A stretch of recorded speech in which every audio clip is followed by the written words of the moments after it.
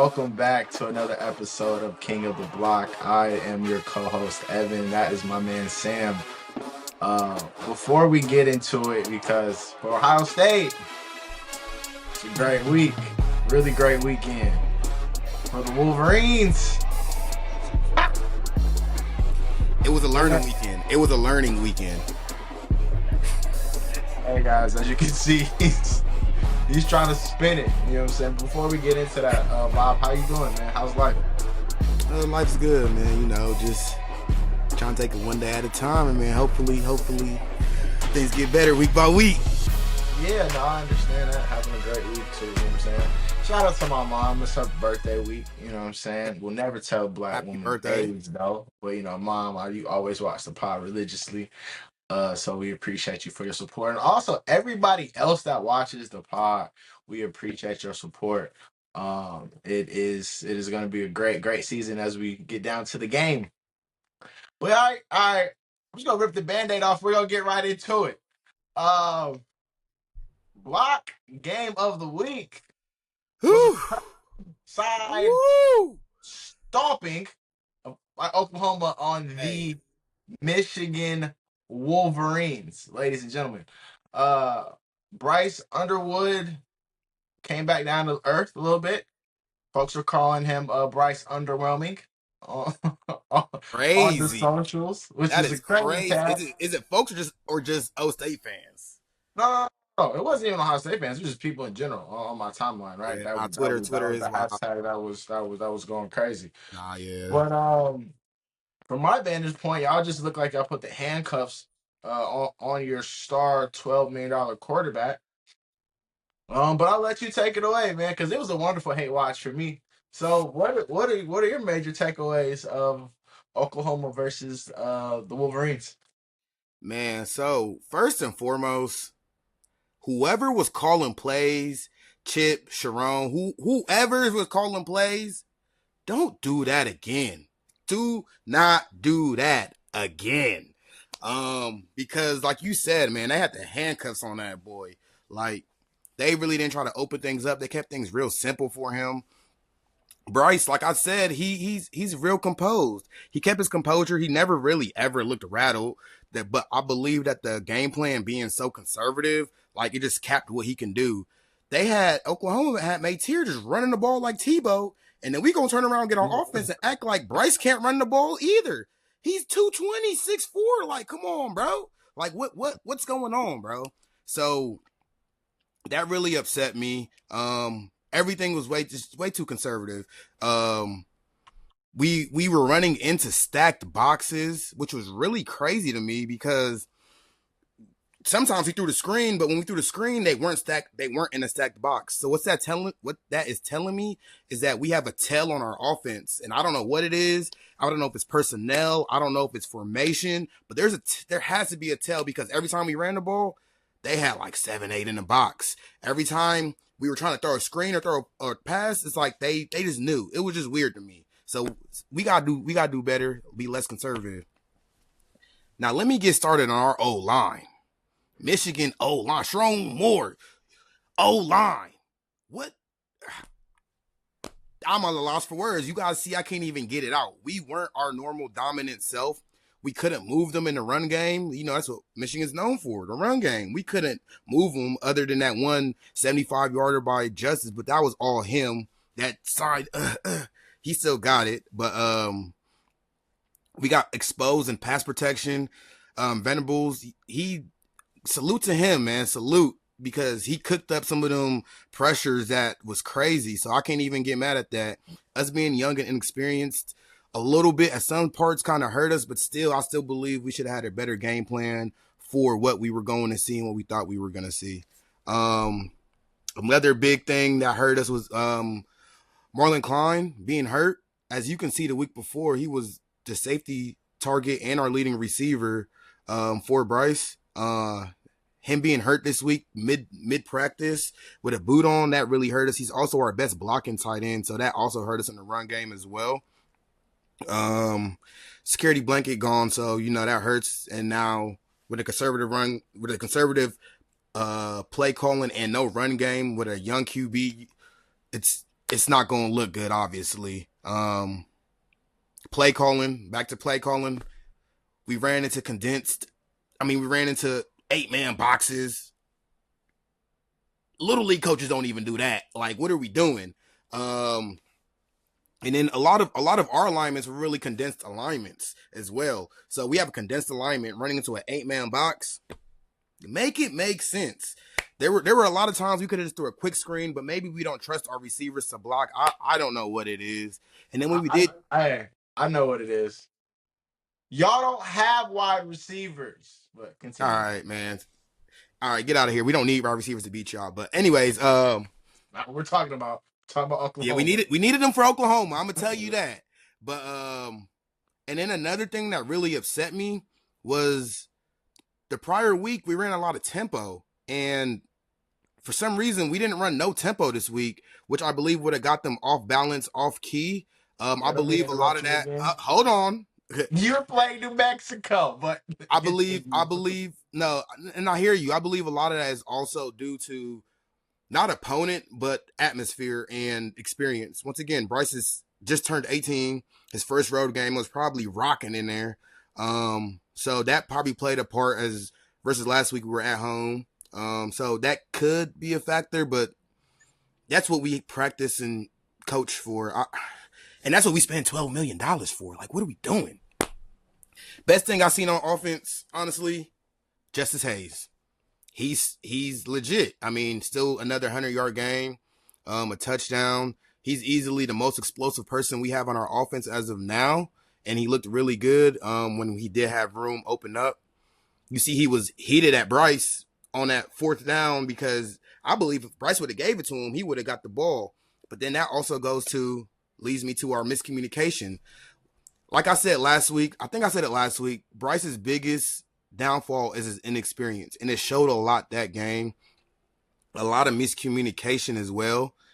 Yeah, a lot of work to do there on offense, but I'm not too worried. I believe offensive struggles were more so on play calling and coaching than execution. Execution could have been better. Let me say that first of all.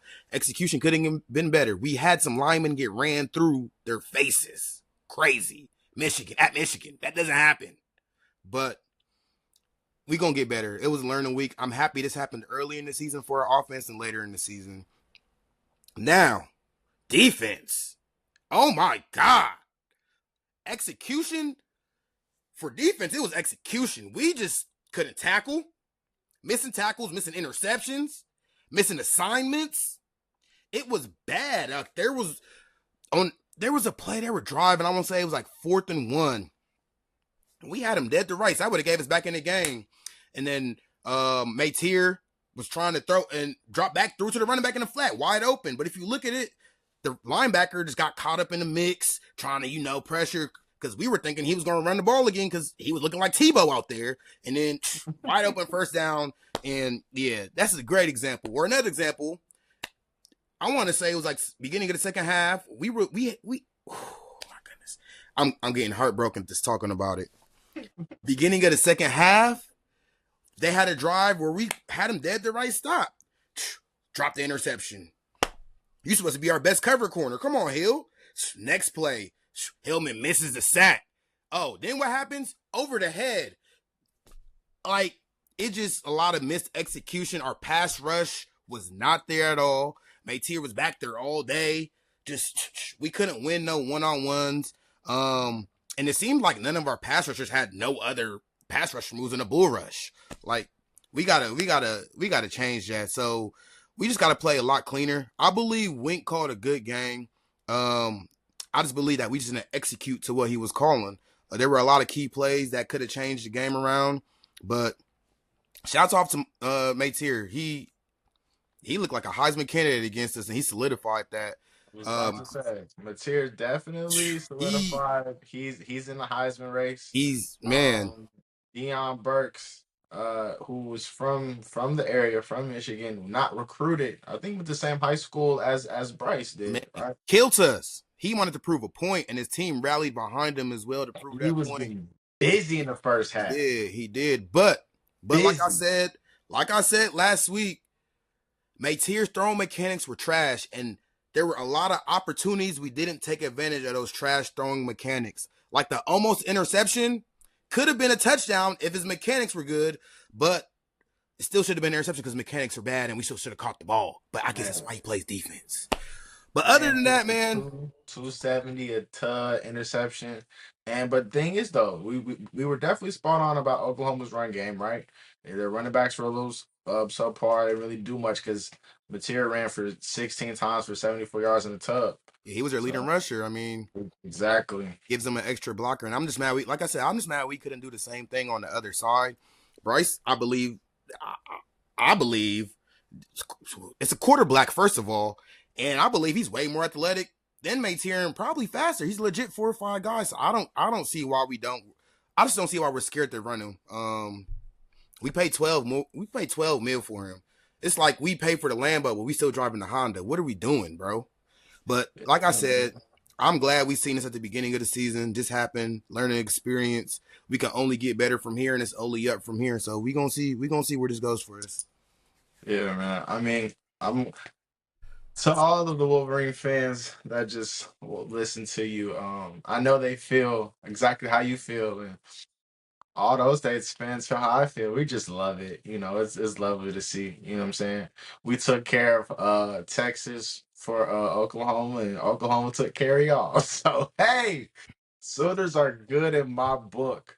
But moving on. So this upcoming week, you guys have a in-state matchup with a team that one of your former coaches impersonated, right? So, and the reason being, First of all, all he the wasn't a bad is coach. because Sharon Moore will miss these next 2 weeks, right? So it's really great that y'all get this first game out of the way because then you go on to Lincoln, Nebraska to play the Black Shirts and the Cornhuskers next week without him as well.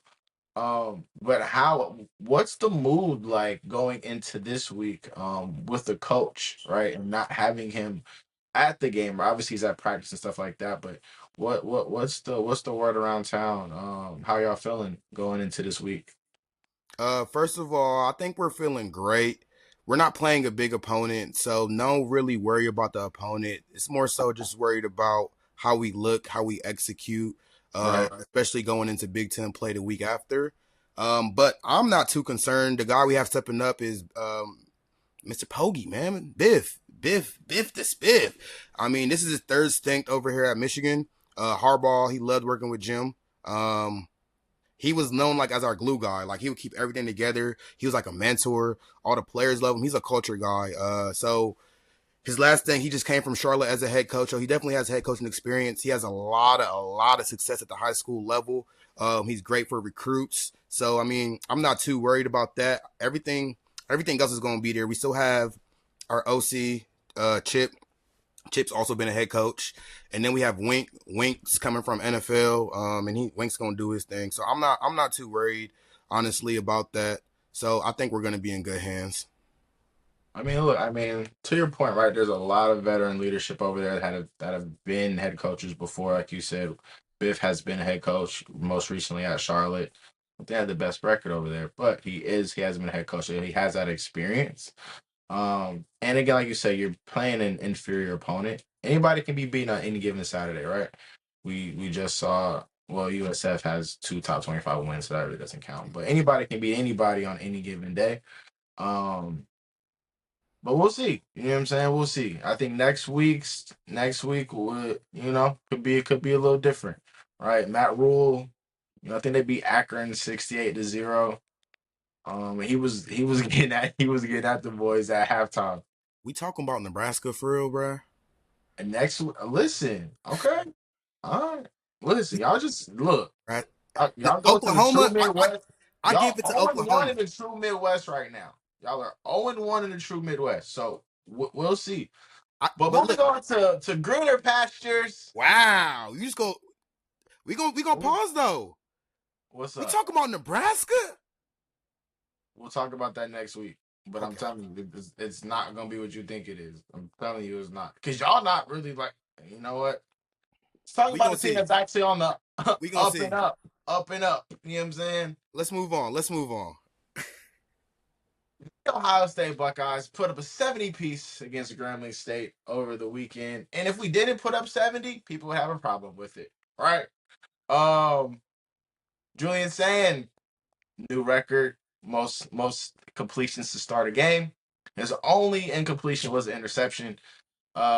He only played a half, threw for the one to say 306. Got JJ going early, another record, longest passing play in Ohio Stadium history, 87 yards to JJ. Um, Carnell Tate looks like a grown man again. Like I'll say it every week until it happens in the next draft. Carnell Tate's going in the first round, NFL first round wide receiver. High pointed the ball perfectly. The commentators, what they said, this looks like 12 to 17. And if you don't know, I'm talking about Aaron Rodgers to Devontae Adams. He looked really good. But what else happened?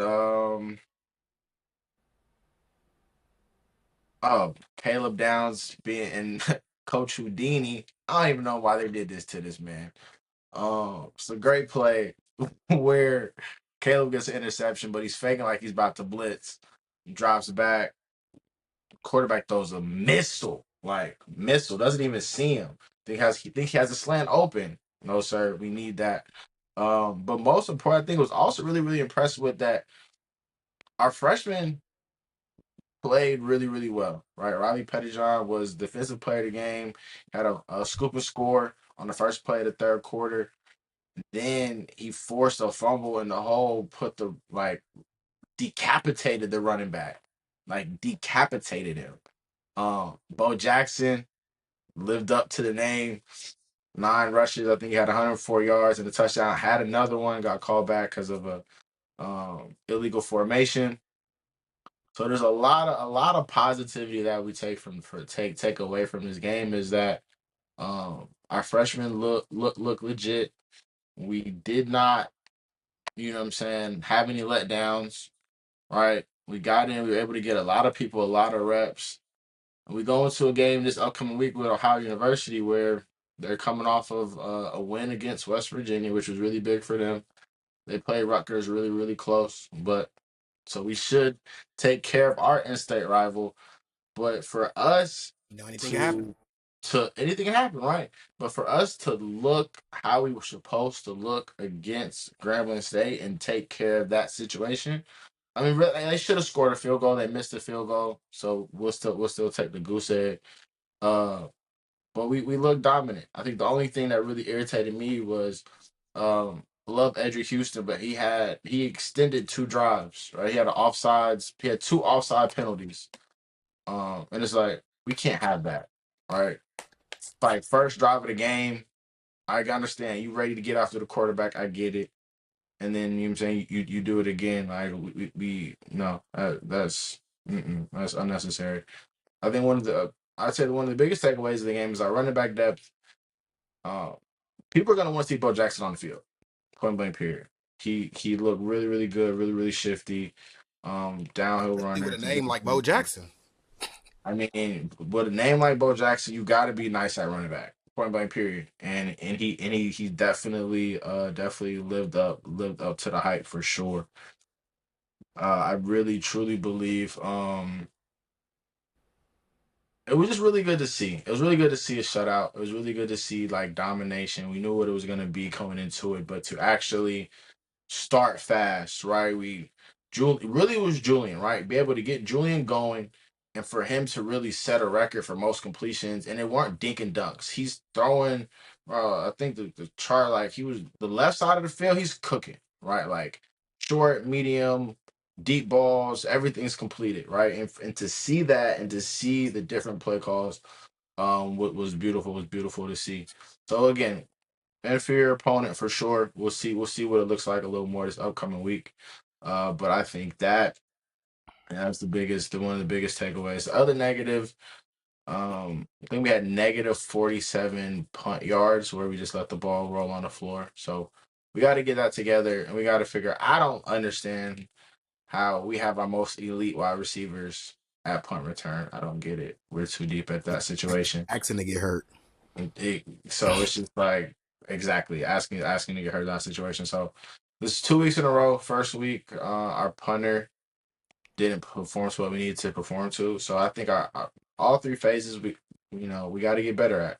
So I think that's something that we're definitely from what I listened to earlier this week from Coach Day talking about it that they know it's a red flag and that they'll improve it.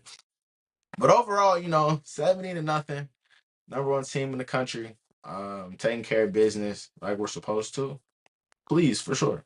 Nah, I Please, give it for to sure. y'all. I mean, y'all had y'all cute little win against Tuskegee. That was real good. My bad. I mean, against Talladega. I mean, my bad.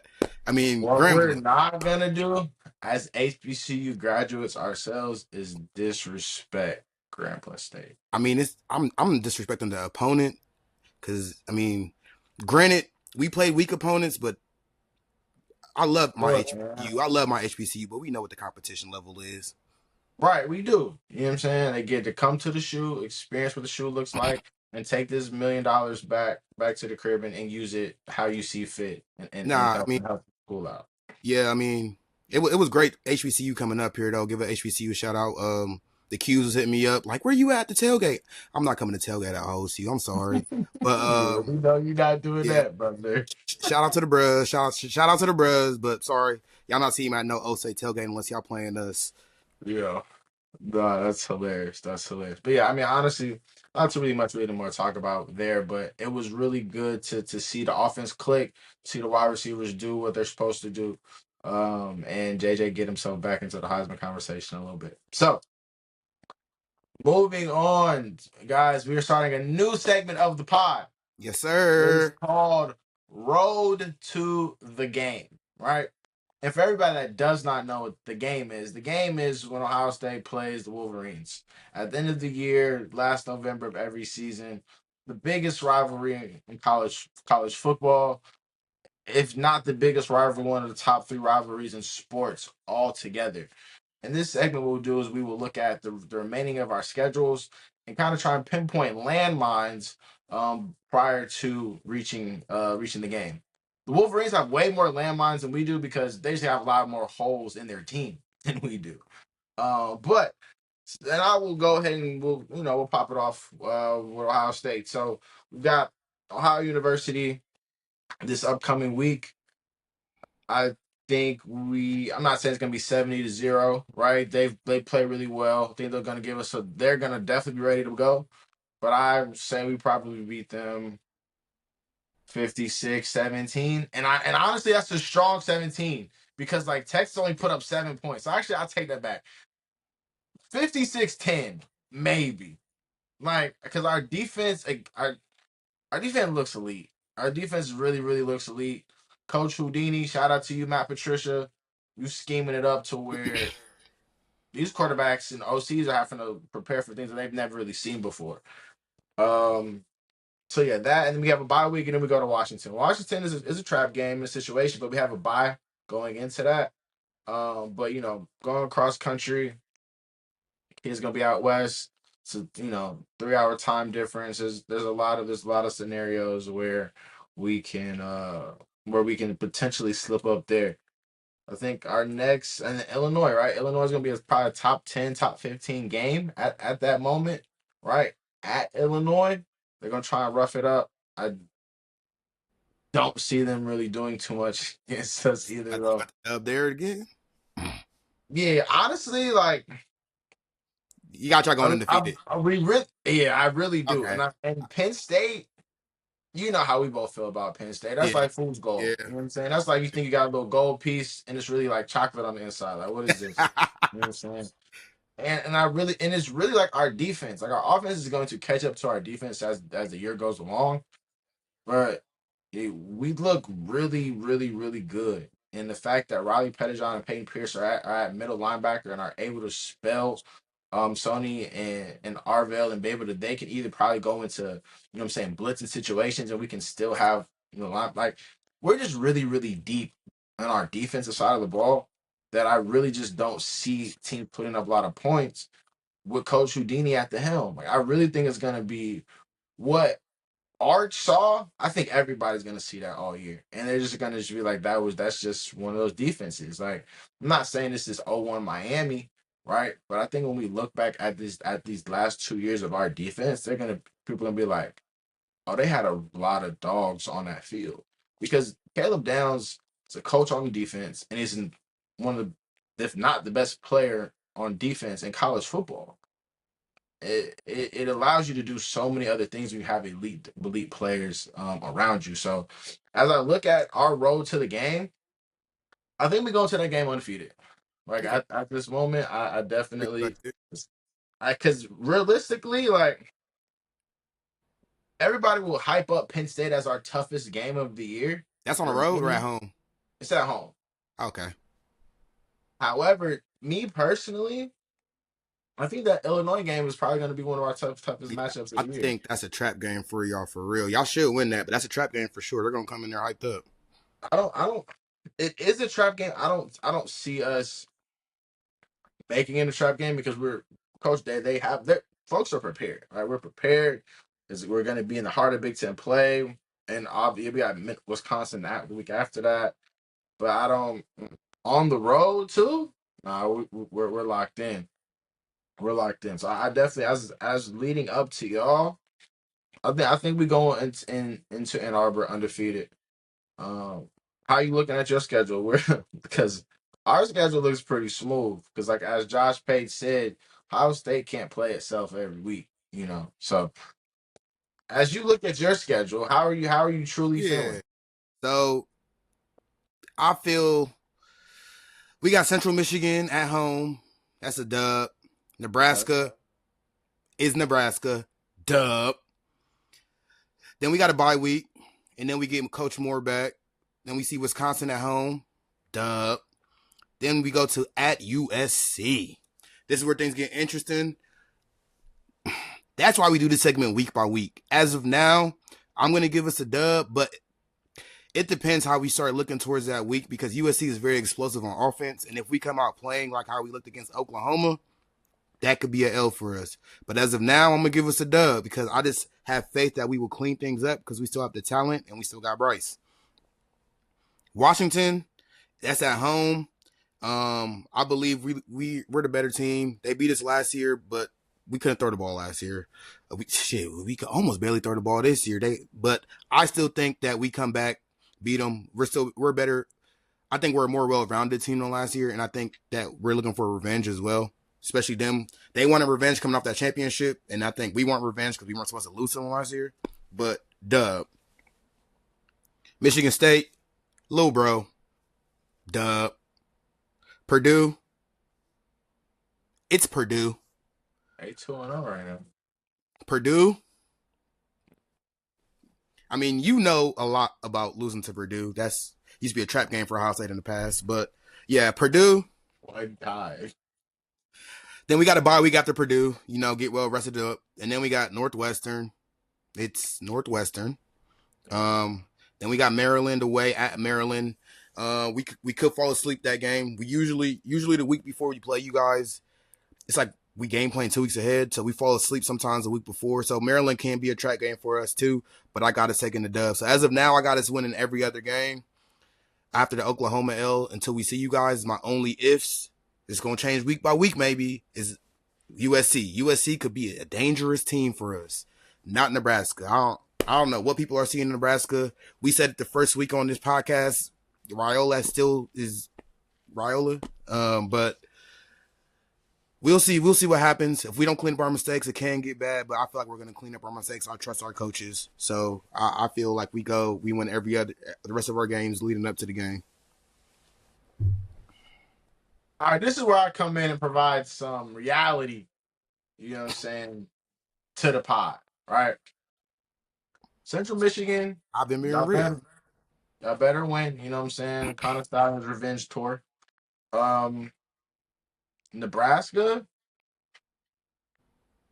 I think y'all lose that game. All right, let's stop there. What has Nebraska shown you to make you think that? Or is it What have y'all shown is me? it what we've shown? Let me finish my It's more question. so what y'all have shown. Going So into that's going to be another hostile environment for so let me y'all. ask you this Y'all are then. not. Oh, I got you. Let me finish. Y'all are not going to have your coach. So if y'all don't trust Bryce Underwood, aka Mr. Underwhelming. Come on, because 9 for 24 is not gonna get it done. So It's here's not what gonna I'm get gonna it done. here's what I'm gonna respond with. 9 for 24. I blame that on the coaching. You saw the play calling. We all saw the play calling.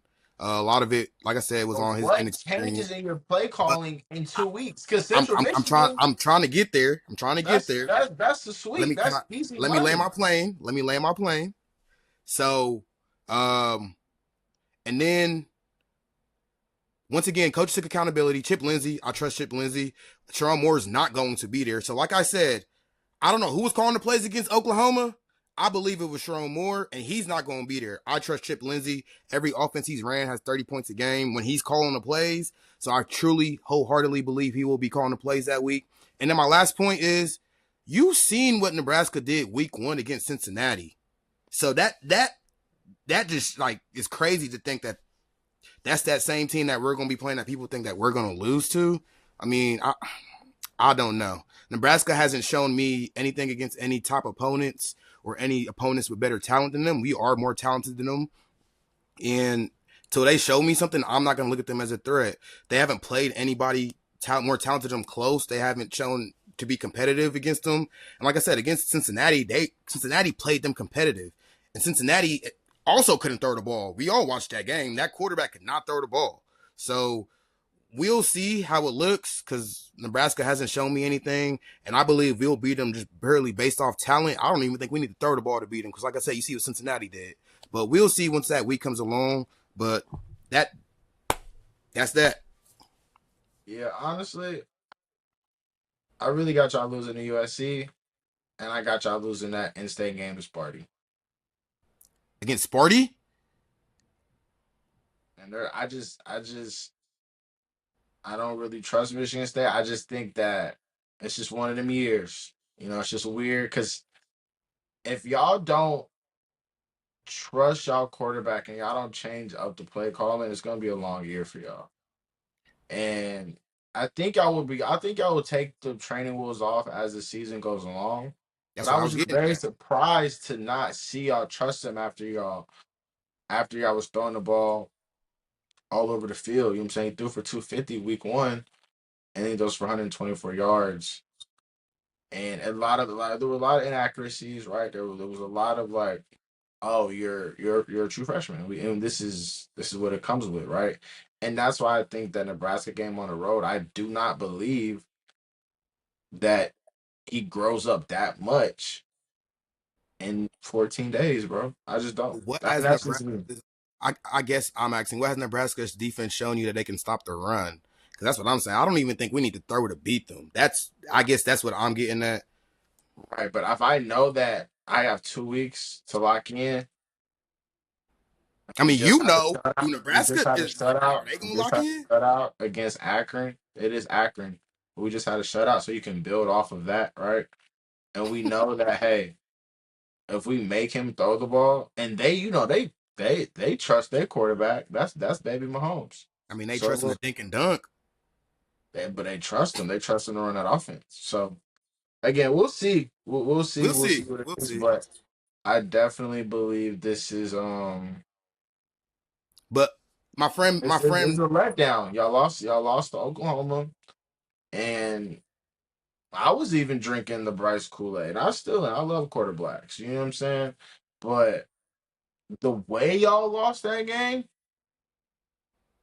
it just maybe I'm a person in the moment, and I really just don't like y'all at all. So I really just believe thanks for that telling the truth. there's a few more It's funny. L's. There's a few more L's on that schedule. But It's any funny final because words? it's just funny because you started the segment by saying, "All right, let me be the one to bring reality and tell the truth," and then you end it with, "Maybe it's because I hate y'all and I'm biased." Hey, No. I was there's a lot of truth in what I was saying. Y'all not going undefeated the rest of the way. hey, we'll see That though. USC game, the way they looking, that's an L for sure. Yeah, no, For, I just for, said that could for, potentially be an L. but I just don't see y'all hop. I just think that Nebraska game, if Sharon Moore was there, maybe I give y'all a little more love, right? However, he's not there I think it's because better he's that he's not. Honestly, and we'll pin that. We will get to that on Yeah, another episode. yeah, Um, but but let's before we talk move about on, something more positive, right? hold on, wait. Before we move on from that, my friend BT, Mr. Brandon Tarver, also on the podcast with us. This is a note for you. Watch us what we do against Nebraska. I'm gonna say it again next week on the pod. Oh my God, yeah, that. If the group chat could talk, boy, I'll tell you. But yeah, so moving on to greener pastures. There are outside of Ohio State, there are some very very impressive teams uh in the Big Ten. Most notably, Dan Lanning and them Oregon Ducks. Yeah, they've been looking nice. They've been looking nice. We put up 70 points. They put up. I'm like, who are they playing? They put up 69 points against Oklahoma State, Yeah, right? And we know Oklahoma State's not what they used to be, but they dominated all three phases of that game. And they scored 69 points in 3 quarters, ladies and gentlemen. They didn't score in the fourth quarter. They put up 69 points in 3 quarters. Uh, they said their true freshman wide receiver is JJ Smith. JJ, he's not, but he looked really, really good. He looked really, really good on that touchdown. That more to more, that law firm they got going on up there. Hey, that looks like a connection that'll feed families the rest of this year. What are your thoughts on Oregon as they look very dominant these first 2 weeks? now Oregon's looking very good. Dante Moore, he's another quarter black. He's doing a damn thing. Lennon's running the show up there. Their recruits, their 5 stars, they're being 5 stars. They're looking real impressive. Yeah, man, that boy Phil Knight, that Nike money going long way, strong way up there, and it's impressive and it's interesting, right? Like Oregon came in last year, first year, won the Big Ten, got to the Rose Bowl. We all know what happened there, right? And they're not saying they're forgotten about, right? But there hasn't been as much hype in the offseason and going to the season about Oregon, which I I think it kind of was think was, they're being was to disrespected. their benefit, right? Because I mean, look, you got thrashed, like you got whooped up on, you know what I'm saying, by the reigning national champion. So respectfully, we're not really talking about you like that as much. But people are gonna start talking a lot about Oregon over these next few weeks. And Dante Moore, which we'll talk about a little later, uh, is running that show and steering that ship flawlessly, right? He and that joint like whipping it, like you know what I'm saying, real smooth. Like Crazy. he's very efficient. No wasted anything out there. But somebody who is wasting a lot of talent, UCLA. UCLA. I can't even get it out. Ah, How bad they look. man. Boy, Dan Mullen out there cooking with UNLV. Uh, but again, UCLA just looks really, really bad. I Nah, think man. Let's rip the band-aid off, man. It's Nico Amalia. Man, come on. This is back-to-back weeks, Nico. I'm talking. I wish you watched our pod. This is back-to-back weeks where you looked like a 1 star. Like it was bad. You can't let your replacement from y'all got traded. Y'all switched places once again in another week. He looks way better than you ever looked in a Tennessee uniform. no, And now you're playing against the Joey's out Big there. Ten. I know they play Eastern Tennessee Tech, but Joey out Come there on, slinging that man. rock. He's slinging that rock. Even against the lower competition last year that Tennessee played, Nico never looked like what Joey looking like. So, but yeah, UCLA is looking bad, and I'm gonna blame it all on Nico, and he's gonna get another black head coach fired, unfortunately. So UCLA, y'all better bench that boy before he costs you your job. I mean, I think they're kind of not saying they're stuck with him. They're not gonna leave him. They're not gonna leave Nico for sure. They could Nico bench might him. leave. Nico might. I no. There's no way. There's no way. Do you, are we not watching the same games? we are, but you're not benching $2 million, $3 million. You're not doing it. If the people that are giving y'all the $2 million are telling y'all sit them down, you gonna sit them down. Oh, that is a very good point. I just don't. I don't. And it just looks bad. Like the pick he had in the middle, it wasn't looking bad. He looks shaky in the pocket. He's not looking confident. Um, and then I think he had like 55 yards in the first half. They came back. They made it a game, right? But it doesn't look good. I really, really hope next week we have a different team to talk about that is least impressive or not as impressive. Because if it's UCLA for 3 straight weeks, It's we're gonna be a problem. we're gonna have to find another team to talk about. Because there's no way that I'm gonna sit here and keep talking about Nico Amalivia and you just be looking terrible. Like we gotta find somebody that's all right. We gotta do a little more research because he's making it too easy for us to Yeah. continue to pick on him. So I'll never forget. Like I put it in my my Tennessee chat. I said, "Look at these are great stats." Everybody's laughing. I'm like, bro, like 55 yards, like -1 rushing yard. It was bad. With someone who's having a great season, who is leading the Heisman race out of the Big Ten, is the mentioned Dante Moore.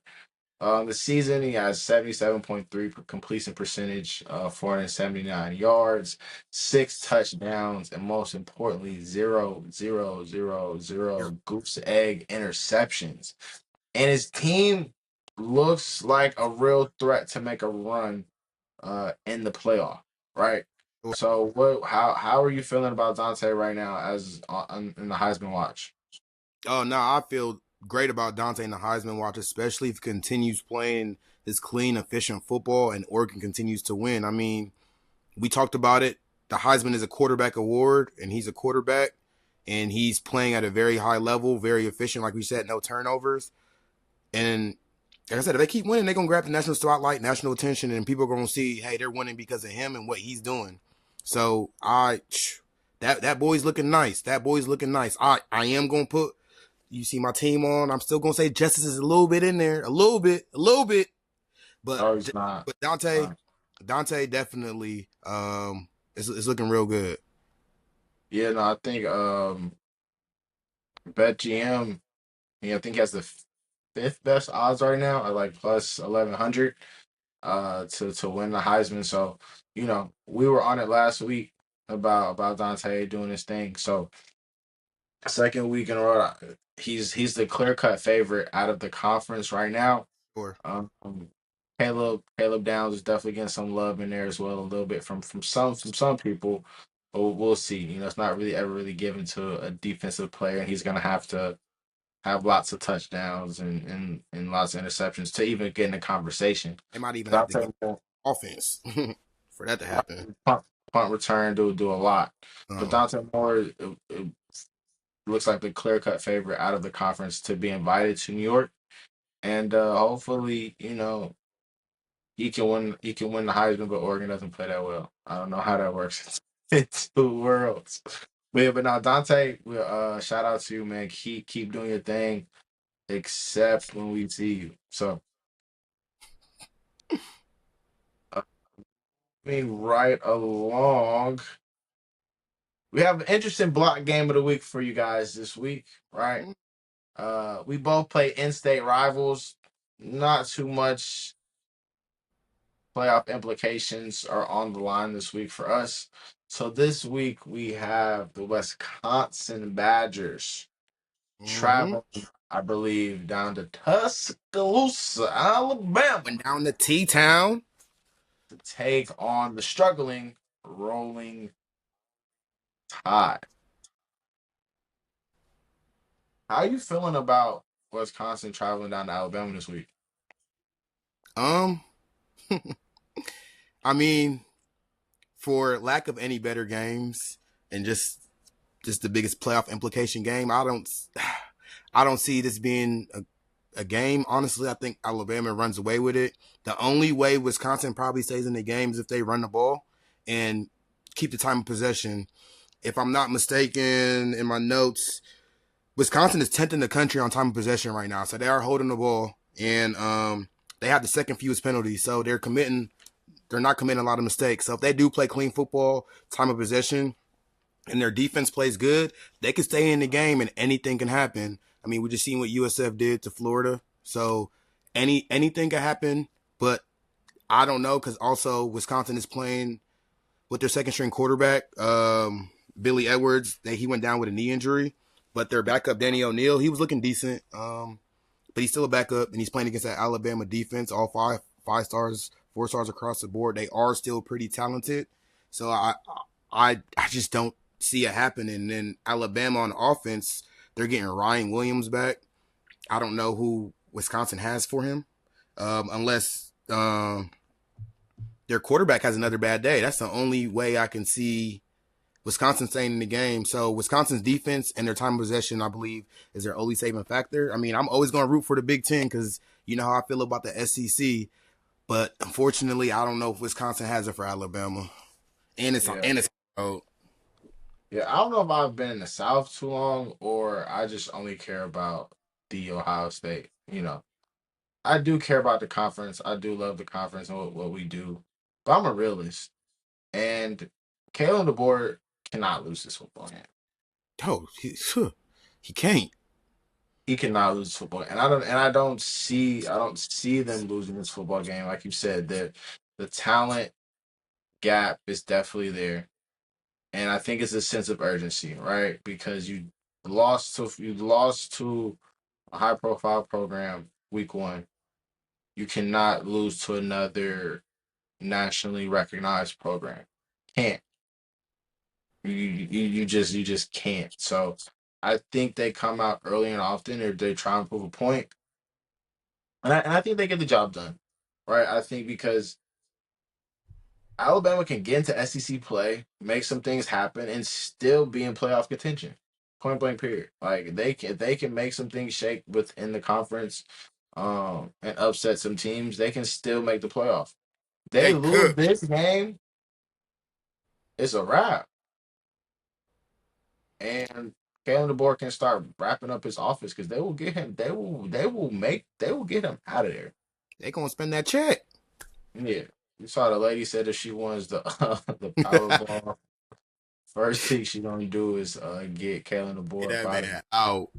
She was like, That's man. That's "Damn." how you know it's bad. People are talking about spending their Powerball winning, so I'm getting you up out of there. So that Crazy. I think there's a lot of pressure. He knows that, and I think I definitely think that they get the job done.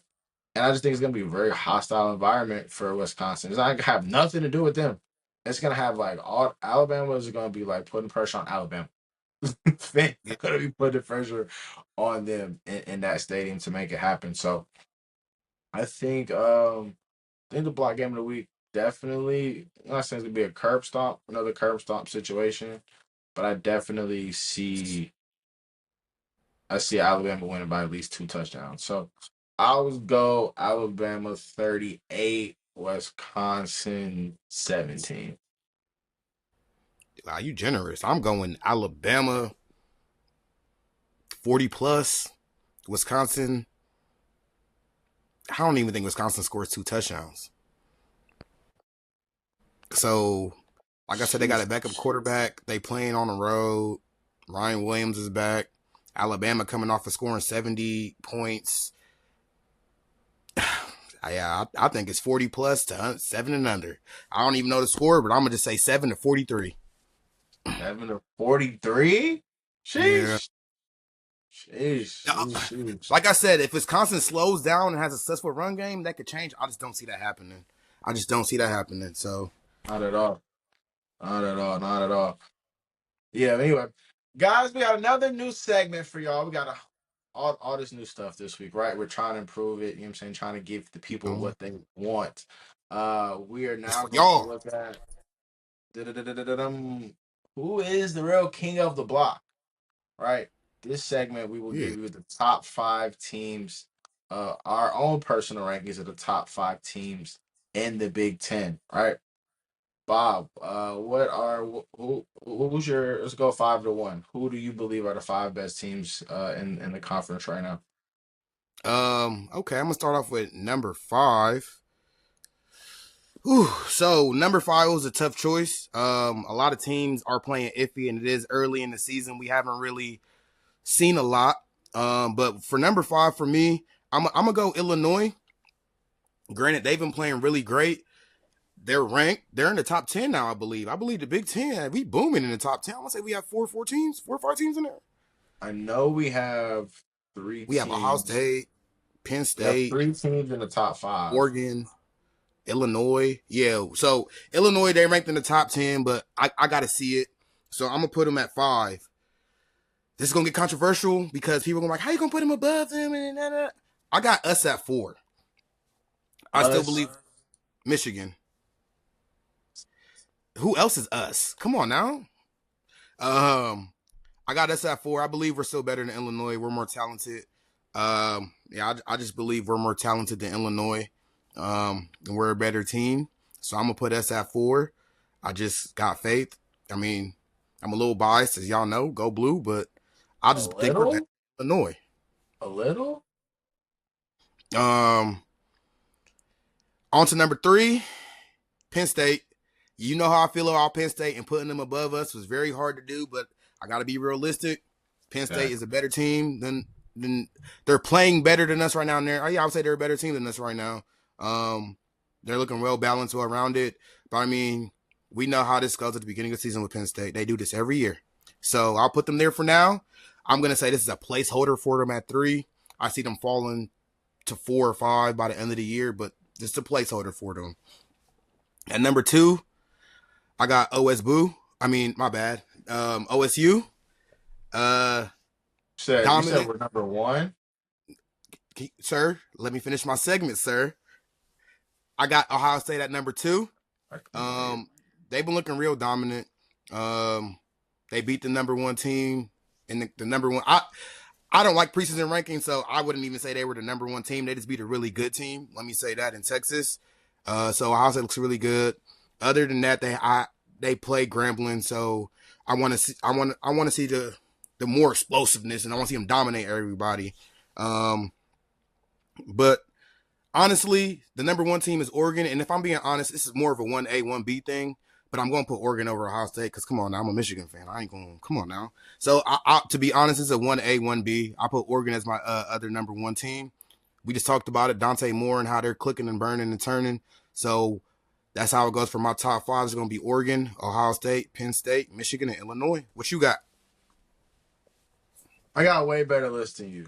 Point blank. Period. So when we Hmm. were coming up with this list, I was really trying to look at it from a holistic perspective and not how I really truly feel, right?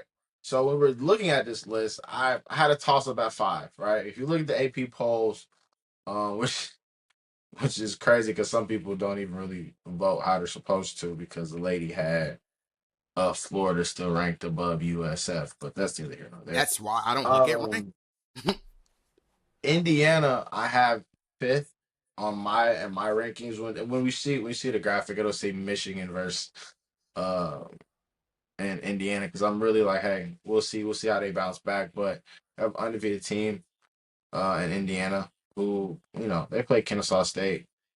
It's Kennesaw State, and they play Old Dominion, right? So, They playing that however, I East. give I give them the nod based off, you know what I'm saying, the pedigree that they established last year, right, and being able to get into the playoff and make that run. So there's some continuity there that I believe will kind of propel them, you know what I'm saying, along the way the rest of the season. My fourth ranked team is Illinois, as mentioned, the number 9 team in the AP poll. They have they're very sound on all 3 phases of the game. They're well coached and they play hard nosed football. Number 3 for me is Penn State. I know they're ranked number 2 in the country and all that, but like we mentioned earlier, if you are an Ohio State fan, if you're a Wolverine fan, you know what Penn State's really about. You know what James Franklin has done, right? He definitely has won Big Tens in the past, but of late, like what have you done for me lately, right? And what you've done is continue to find ways to lose to Ohio State time and time again, and the way, and, They look well. They're undefeated. They look a well oiled machine. They have two running backs that could be playing on Sunday right now. I understand that, but these next two teams I'm about to speak on, I just feel like are head and heels above them. Number two, I have the Oregon Ducks. We spoke on them. They're probably the most impressive team in the Big Ten right now. They are extremely fast on the outside. They're extremely physical on the defensive line and the offensive line, and they have a phenomenal quarterback who, like we mentioned, very efficient, 77 completion percentage, no interceptions, 6 touchdowns, and look like he's really just getting started, right? So Oregon is my number two team in my ranking. And of course, the reigning national champions who look dominant on the defensive side of the ball, who got the offense rolling. You play who you play. I don't care. You line them up, you know what I'm saying, and you make it happen. Our quarterback looks like, you know, honestly, the second best quarterback in the conference. But, last week, I know we played, but 300 yards in the first half, 18 for 18 or 16. I think it was 16 for 16 to start the game. Sets a new record. Uh, we look extremely dominant. Everybody said our defense wasn't going to be the same. You're right. We look better. We look better than we did. You know what I'm saying? Than last year. So the Ohio State is my number one team in the rankings. It's America's number one team right now. Like I said, we're going wire to wire this year with it. We're going wire to wire. And yeah, man, I really just don't. I'm being very nonchalant about it right now, but we look really good, like on all phases of the ball, except for the punt team, obviously. Like our offensive side and defensive side of the ball looks like it's gonna be a problem. We're just gonna overmatch opponents all year, right? Cool. People are really calling for Bo Jackson to start, right? Fans being a little facetious, right, and that. But Carnell Tate will be wide receiver one on any other team in America, any other team. And he is just going to continue to flambe folks all year. I think our tight ends had over 100 receiving yards. So as our offense continues to catch up to our defense, I think it's going to be a lot of complimentary football going on, and we just look head and heels better than everybody else. Like honestly, we're stepping into dynasty territory. We're Hey, we're, we're it's been about to hop into. 2 weeks. Slow down. Two I'm weeks. Slow telling down. you. I'm Two telling you. weeks. Y'all play Texas I and Grambling. really Slow down. Right, but I'm telling you, okay, exactly. 70 point against Grambling. I get it. But what my eyes have seen as I've been detailed watching Ohio State I'm probably not. since I'm with you, maybe but I'm like I just was a all I'm saying child, is but it's since been 2 weeks. 2011, I can really say I've been really locked in every week. But Matt Patricia is really he cooking it up, Sam. I, Like he cooking it let up, me Bob. Like let he's me cooking it up on a totally different level, and I don't see anybody catching up to it. Like maybe honestly, in the Big Ten championship game, when we probably see Oregon Ducks, that might be the biggest test that we'll see. don't disrespectfully skip us because y'all haven't beat us in a while. Um, No matter. Hey, stop before I you will go because worry last about year, that game. I will worry about that game in November. As now we're you just looking at skipped the, us and went as to the we're Big looking Ten at natural, championship. we're looking at college football as a totality and as a whole. We're not thinking about y'all. Mateer just Okay, dismantled y'all and threw for okay. 270, ran for 74 yards, and What people has really anybody on your roster he done to is us? going to New York because his Heisman campaign, you know what I'm saying, popped off Hey, against y'all. hey, hey. Last year, Quinn Ewers dismantled us, did the same thing. Blah blah blah blah blah. They beat us way worse. And what happened when we played y'all? 20-point favorites. What are we going to do last year? What do we do? Hey, What do we we're do? your rivals. What y'all do against us? I don't care what See, y'all. Hey, we got a trophy too. That's cute. We got multiple. When we won our championship, you, but I'm you, not gonna go you, there. But yeah, we gonna see. on me, you lucky my mom watched the pod. You really are. You really are. I'm You really are. You really are. But man, before we get up out of here, man, you got any party words for the people? Now, no parting words. Definitely appreciate all the viewers turning in. Like I said, comment, subscribe. Comment, like, share it to your friends, share it to your mama, share it to your daddy, share it to your cousins. We gonna get better. Shoot us ideas of what y'all want to see. As you can see, this week you're trying to switch it up, add new things to the show, and just continue to show love and support. Go Blue. And I agree with all of that, except for that last thing that he said. Definitely like, comment, subscribe, share it, reach out, give your feedback, put in the comments, whatever you want. We just want to say we love the interaction. We appreciate all of the subscribers. And as always, OHIO. We will see y'all next week, and hopefully, y'all don't lose to Central Michigan. Y'all better not lose to OU. It better not be close. Y'all, man. We appreciate y'all. Peace.